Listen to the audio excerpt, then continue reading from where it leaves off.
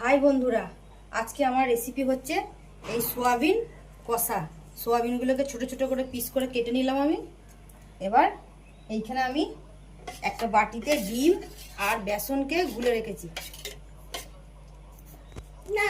এবার আমি এই বেসনগুলোকে ডুবাবো। একটা একটা করে ডুবিয়ে তেলটা আমি আগে থেকেই বসিয়ে রেখেছিলাম।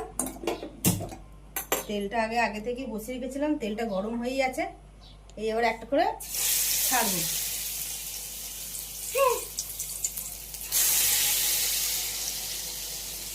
এবারে একটা করে সব ছিঁড়ে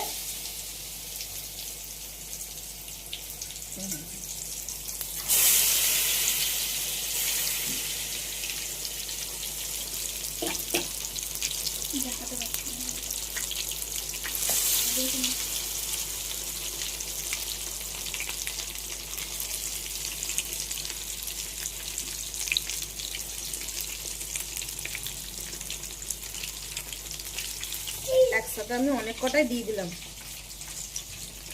সব ভাজা হয়ে যাবে।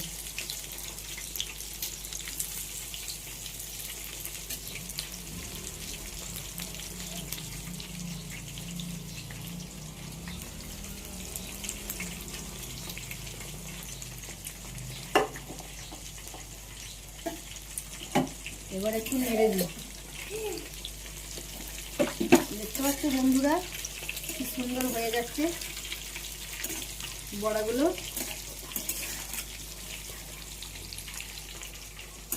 দেখতে পাচ্ছ বন্ধুরা, আজকে আমাদের এই বড়াগুলো কি সুন্দর ভাজা হচ্ছে।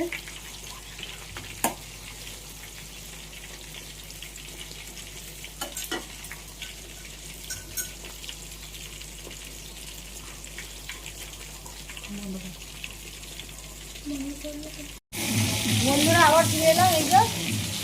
এইগুলো আমার সব ভাজা হয়ে গেছে। এবার এগুলো আমি সব তুলে নেবো একটা একটা করে।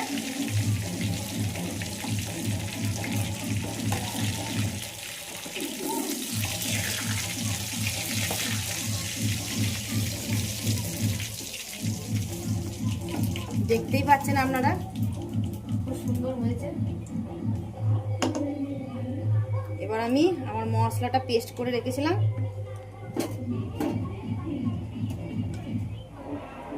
এবার কড়াইয়ে মশলাটা দিয়ে দেবো।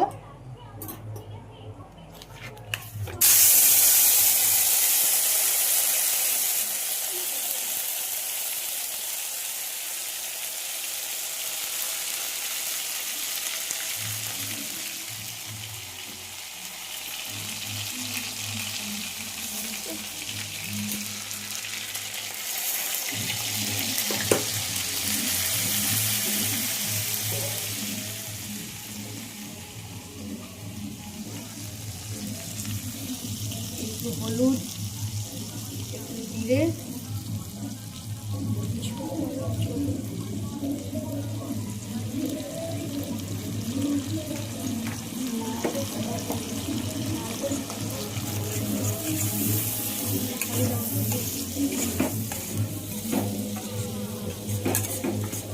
এবার এই মশলাটা এখন কষা হবে।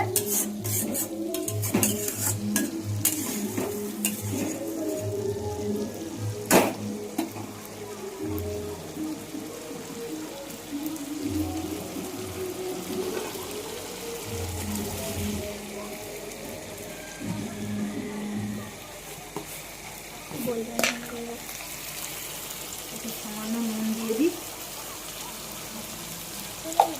আমি মশলার মধ্যে পেঁয়াজ, টমেটো সব পেস্ট করে দিয়ে দিয়েছি। আদা, রসুন, পেঁয়াজ সব পেস্ট করে সব দিয়ে দিয়েছি।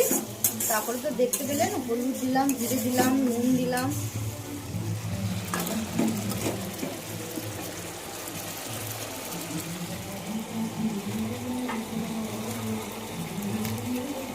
এরপরে একটু কাশ্মীরি লঙ্কা দিয়ে দিই, তাহলে কিছু কালারটা ভালো হবে।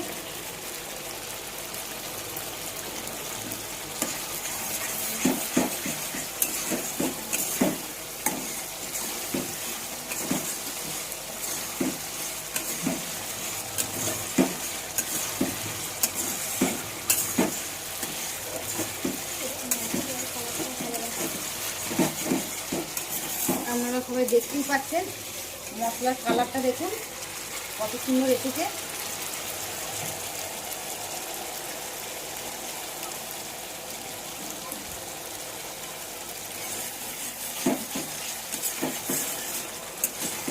মশলাটা আর একটু ভাজবো।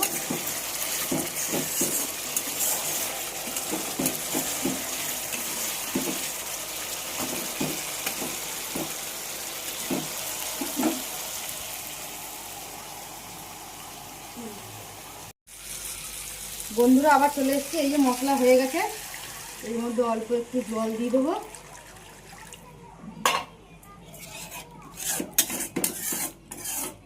অল্প একটু জল দিয়ে দিলাম।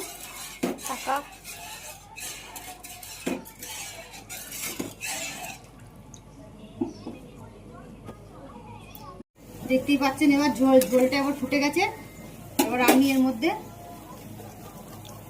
এই আমার সোয়াবিনের বড়াগুলো এবার সব একটা একটা করে দিয়ে দেবো।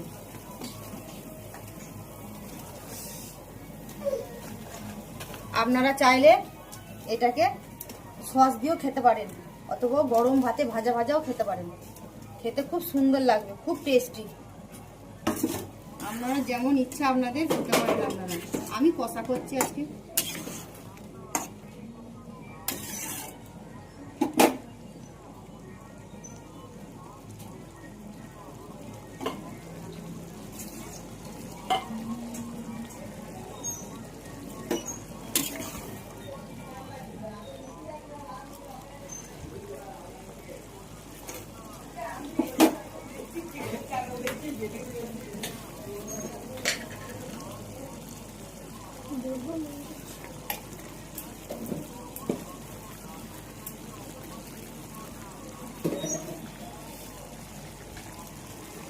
সামান্য একটু চিনি দিয়ে দিচ্ছি, অল্প কথা।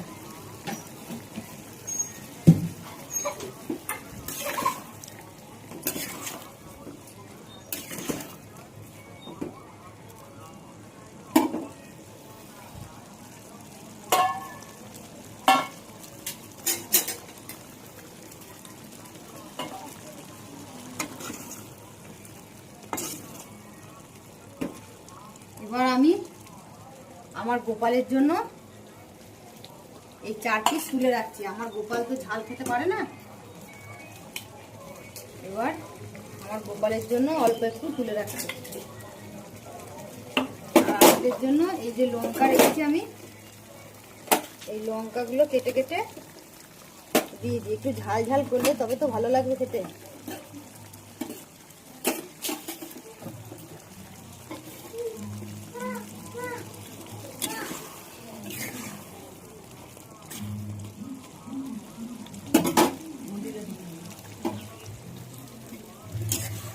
আপনারা চাইলে লঙ্কা গুঁড়ো দিতে পারেন।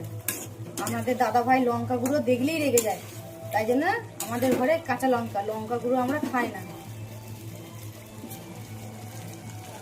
তাই জন্য এই আমাদের হয়ে গেল আজকের রেসিপি সোয়াবিন কষা। আজকের রেসিপি হলো আমাদের সোয়াবিন কষা। এবার আমরা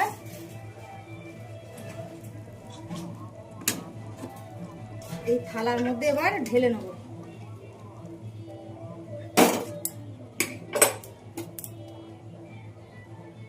দেখি চেখে কেমন হলো।